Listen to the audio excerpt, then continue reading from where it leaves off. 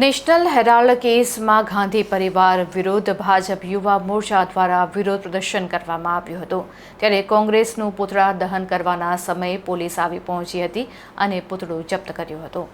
ડભોઈ યુવા મોરચાના નેતૃત્વમાં એપીએમસી નજીક આંબેડકર ચોક ખાતે યુવા મોરચા સહિત કાર્યકર્તાઓએ એકત્રિત થઈ ગાંધી પરિવાર દ્વારા કરોડોના નેશનલ હેરાલ્ડ કૌભાંડ કેસ અંગે દેખાવ કાર્યક્રમ યોજવામાં આવ્યો હતો। ગાંધી પરિવાર અને કોંગ્રેસનું પૂતળા દહન કરાય તે પહેલા જ પોલીસે અટકાવી પૂતળાને જપ્ત કર્યું હતું। ભાજપ યુવા મોરચા દ્વારા કોંગ્રેસ તેમજ ગાંધી પરિવાર વિરુદ્ધ સૂત્રોચ્ચાર કરવામાં આવ્યા હતા। નેશનલ હેરાલ્ડ કેસે આખા દેશને બદનામ કર્યો છે।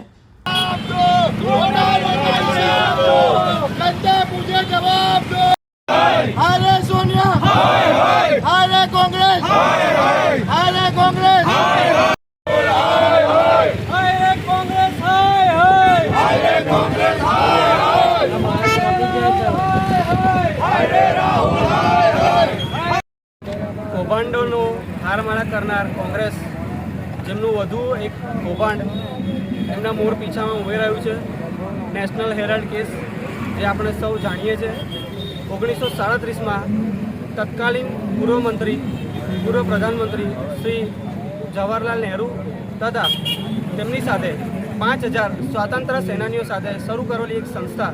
જેનો મુખ્ય ઉદ્દેશ કે સમાચાર પત્રક થકી પ્રકાશન આપવાનું, જેની માહિતી પહોંચાડવાનું, જેમાં નેશનલ હેરાલ્ડ, નવજીવન, અંગ્રેજી તેમજ હિન્દી માધ્યમના ન્યૂઝ મેગેઝિન પ્રકાશિત કરવા માટે એસોસિએટેડ જનરલ લિમિટેડ કરીને એક કંપની સ્થાપવામાં આવી, જેનો મુખ્ય ઉદ્દેશ સમાચાર પ્રસિદ્ધિનો હતો। પરંતુ લોસ દિવસે દિવસે દેવું વધવા માંડ્યું, જેને કારણે 2008ની અંદર આ સંસ્થા બંધ કરી દેવામાં આવી, જેનું 90 કરોડનું દેવું એસોસિએટેડ જનરલ લિમિટેડના માથે ચડ્યું, જેમાં 1057 કરતાં પણ વધારે શેર હોલ્ડરો એસોસિએટેડ જનરલ લિમિટેડના હતા। પરંતુ કોંગ્રેસની કહેવાતી એવી સંસ્થા યંગ ઇન્ડિયા લિમિટેડ કરીને કોંગ્રેસે એક કંપનીની સ્થાપના કરી, 5 લાખ રૂપિયાના ઇક્વિટી શેર ઉપર યંગ ઇન્ડિયા લિમિટેડ કંપની સ્થાપી અને 9 કરોડ શેર 10 રૂપિયાના ભાવે એટલે 90 કરોડ રૂપિયાના શેર એસોસિએટેડ જનરલ લિમિટેડે યંગ ઇન્ડિયા લિમિટેડને હસ્તાંતરણ આપ્યું। ફક્ત 50 લાખ રૂપિયા આપી અને યંગ ઇન્ડિયા લિમિટેડને એસોસિએટેડ જનરલ લિમિટેડના 99% હિસ્સો આપ્યો, જેમાં મુખ્યત્વે વધુ અચંબિત વાત એ છે કે આ યંગ ઇન્ડિયા લિમિટેડની અંદર 76% એટલે 76% શેર રાહુલ ગાંધીજી અને સોનિયા ગાંધીને આપવામાં આવ્યા, જેનો મુખ્ય ઉદ્દેશ એક હવાલા થકી એક કૌભાંડ આચરવાનો હતો। દેશની અંદર યંગ એસોસિએટેડ જનરલ લિમિટેડમાં ભૂતકાળની અંદર અનેક રાજ્યોની સરકારોએ ખૂબ જ સસ્તા દરે તે જમીનો આપી હતી, જેની આજની માર્કેટ વેલ્યુ 2000 થી 5000 કરોડ રૂપિયા છે, જેનો પચાવી પાડવાનો કારસો આ કોંગ્રેસે કર્યો, જેના કારણે 2014ની અંદર આપણા ભારતીય જનતા પાર્ટીની સરકારે તેની ઉપર તપાસ શરૂ કરી, જેમાં મુખ્યત્વે આ એસોસિએટેડ જનરલ લિમિટેડના જે શેર હોલ્ડરો છે તેમને જાણ બહાર, જેમાં આપણા પૂર્વ નાણામંત્રી તથા ચીફ જસ્ટિસ સુપ્રીમ કોર્ટના ચીફ જસ્ટિસ પણ તેમાંના એક શેર હોલ્ડર હતા, તેમની સંમતિ વિના આ લોકોએ શેર ટ્રાન્સફર કરી દીધા અને એક હવાલો કરી નાખ્યો અને ગોટાળો કરી નાખ્યો। હવે આ ગોટાળાની તપાસ ઈડી અને સીબીઆઈ કરી રહી છે, જેમાં 2013ની અંદર તેમને ઓલરેડી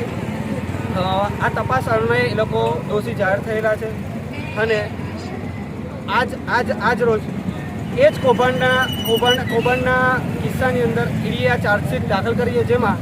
સોનિયા ગાંધી, રાહુલ ગાંધી તેમનું નામ ચાર્જશીટમાં દાખલ થયેલ છે, જે તથ્યને પુરાવાના પ્રતિબંધિત એ લોકોનું નામ સ્પષ્ટપણે આવી ગયું છે। ટૂંકમાં સાર એ છે કે ફક્ત 50 લાખ રૂપિયા આપી દેવું માફ કરાવી દેવાનું અને 5000 કરોડની સંપત્તિ પચાવી પાડવાનું આ એક બધું કૌભાંડ બહાર આવ્યું, જેના વિરોધની અંદર આજે ભારતીય જનતા પાર્ટી ગુજરાત પ્રદેશ પાર્ટી તરફથી સૂચના અનુસાર વડોદરા જિલ્લા ભારતીય જનતા પાર્ટીના યશસ્વી અધ્યક્ષ સતીશભાઈ નિસાડિયા, દર્ભાવતીના લોકલાડીલા ધારાસભ્ય શ્રી શૈલેષભાઈ મહેતા તથા જિલ્લા યુવા મોરચાના અધ્યક્ષ એવા દર્શિતભાઈની નેતૃત્વમાં ડભોઈ યુવા મોરચા દ્વારા આ પૂતળા દહનનો કાર્યક્રમ રાખવામાં આવ્યો, જેમાં ડભોઈ નગરના સંગઠનના તથા પ્રદેશના સંગઠનના હોદ્દેદારો ઉપસ્થિત રહી આ પૂતળા દહનનો કાર્યક્રમ કરી અને 5000 જે સ્વાતંત્ર્ય સેનાનીઓ છે એમના પરિવારો, ભારતીય જનતા પાર્ટીની સાથે સાથે એ સ્વાતંત્ર્ય સેનાનીઓના પરિવારો પણ આ હિસાબ આપો એના નારા સાથે અમે આ પુતળા દહનનો કાર્યક્રમ આજે ડભોઈમાં કરવામાં આવ્યો છે.